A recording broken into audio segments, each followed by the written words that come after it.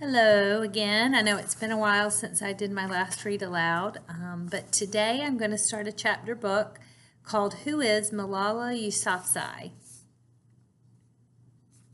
This is a biography by Dinah Brown.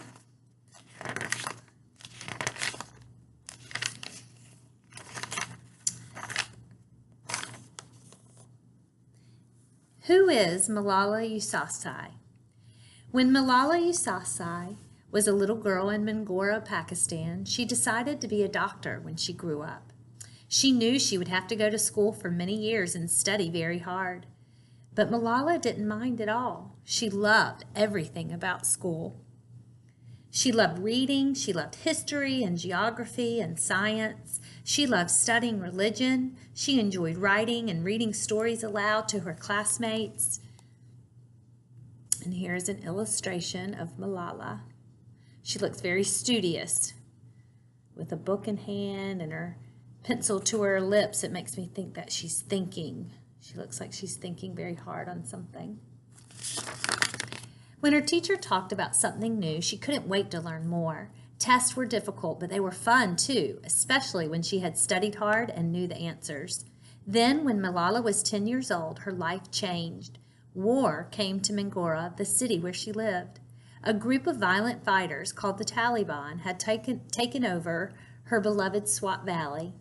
They were saying that girls would soon be stopped from going to school.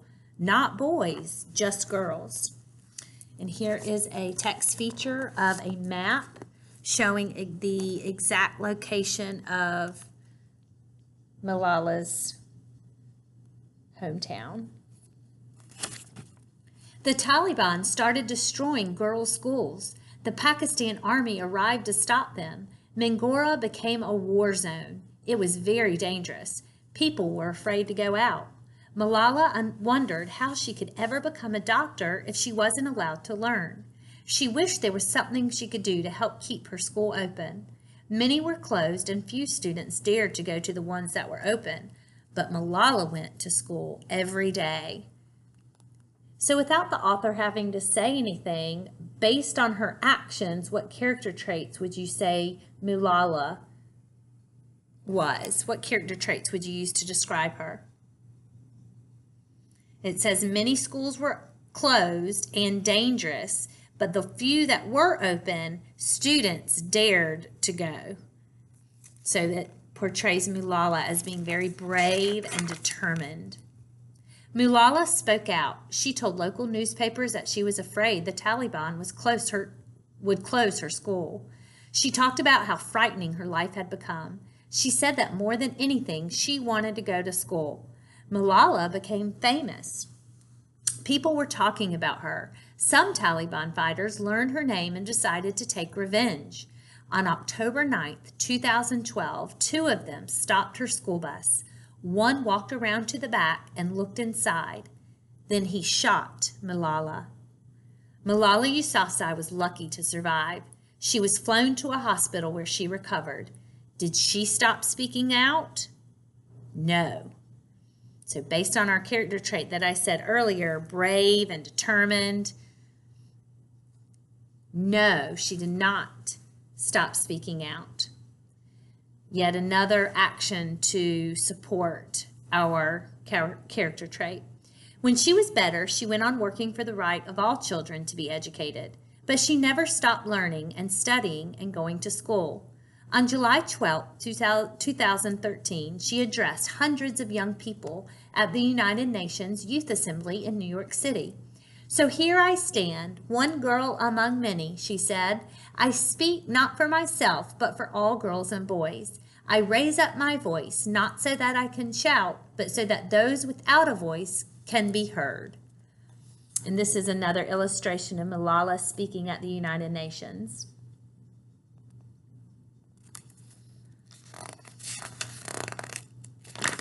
Malala Yousafzai wanted one thing, an education.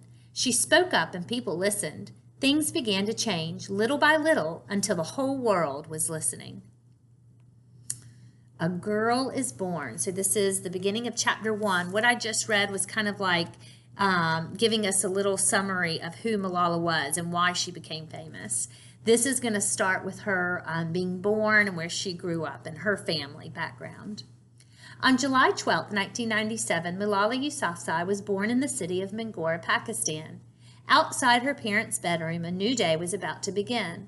Soon the city would come alive with horns honking and people calling and music playing, but now it was early. The morning sun was rising behind the mountains outside the city.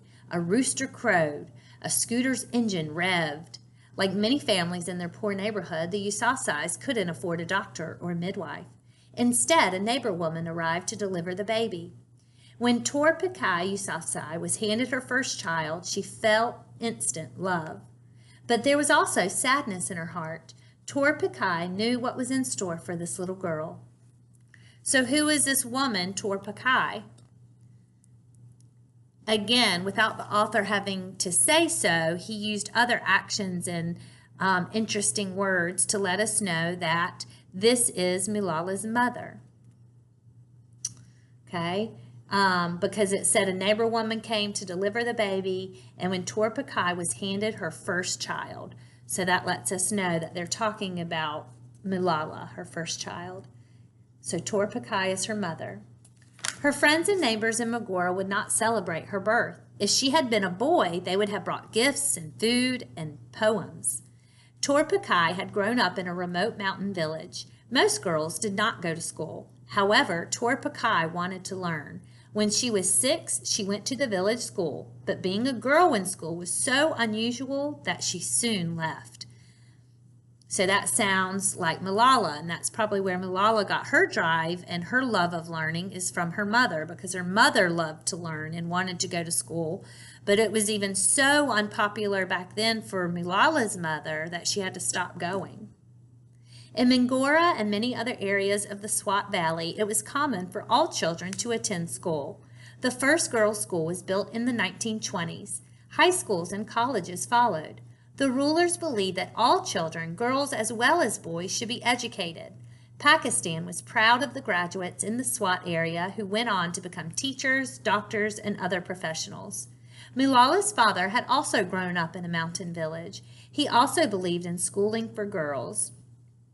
When Aloud1 saw his new baby daughter, he did not feel disappointed. He felt proud. He would make sure that she would have the same chances in life as any boy.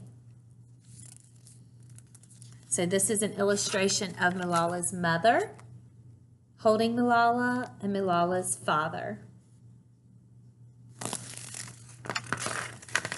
3 years earlier, he had built a private elementary school for boys and girls. He called it the Kushal School. He was the teacher, and Aloud1 planned to build more schools, then more and more.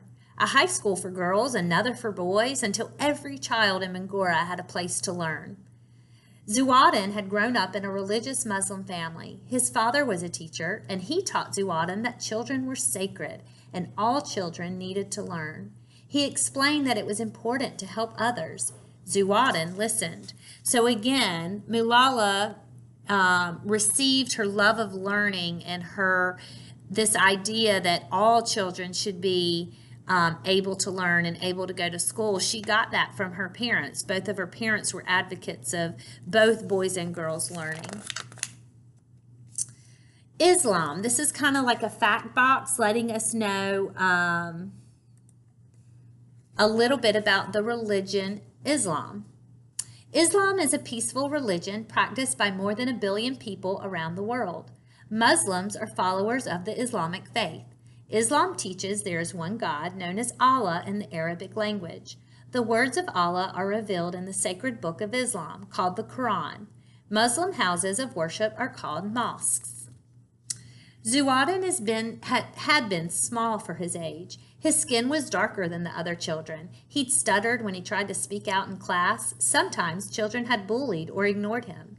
Sometimes he had felt like an outsider. And remember, Aloud1 is Malala's father, so they're kind of going into the background story of Malala's father as he was growing up. Many people tried to get him to join dangerous groups. They wanted him to think in a certain way. The more he read, the more he learned how to make up his own mind. And when he grew up, he realized that school had saved his life. At Malala's birth, Zuwadin looked down at his new daughter and wondered what her name should be. This child must be named for a strong, free woman. Zuwadin studied his family tree. It went back for 300 years. Yet he could not find one girl's name listed. But in his Pushtun culture, there were so many heroines, so many names to choose from. In the end, he decided to name this baby after a brave young girl, Malala of Mawand, who loved her country greatly. This is just an illustration of a mosque made of, it's kind of like, it would be equal to like a church.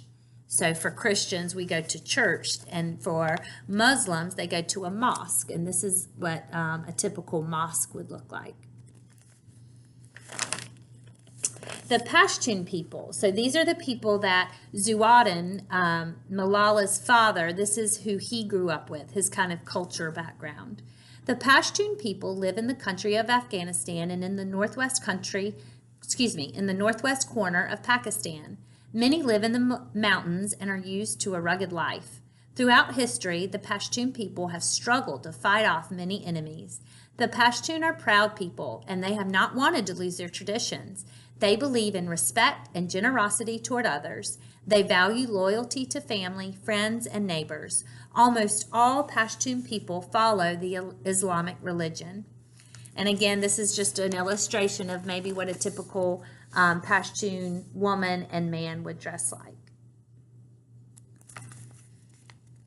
So back to Malala's father. He raised his pen and wrote his new daughter's name, Malala. And I think this is important to note because remember, he was looking for a girl's name for his new baby daughter and couldn't find any that were written on his family tree that had gone back over 300 years, and not one girl's name was written there. And so I think it was very important for Malala's father to go ahead and write her name in the family tree. And so he did. This is the backstory of Malala of Mawand. This is who Malala Yousafzai is named after. There was once a girl named Malala. She lived in a tiny town in Afghanistan, not far from Pakistan. Malala was the daughter of a shepherd. In 1880, the British were trying to take over Afghanistan. Many local boys and men joined the battle to stop them. Malala's father and the man she loved fought too. The Battle of Mawand took place near Malala's home. Malala helped care for wounded Afghan soldiers. Malala was afraid for the men. She did not want them to give up, so she took off her veil and waved it, and then she began to sing. With a drop of my sweetheart's blood shed in defense of the motherland, will I put a beauty spot on my forehead such as would put to shame the rose in the garden. The Afghan soldiers heard her song. They fought harder and won the battle. But during it, Malala was shot and killed. Malala of Mawand is a hero. She is the girl who helped turn the tide and stop the British. So because of her bravery, because of her song, she was supporting and defending the soldiers and helping them. But she sacrificed her life in doing so. So we're going to stop there. I will start with chapter 2 next week, and I hope you will tune in. Until next time.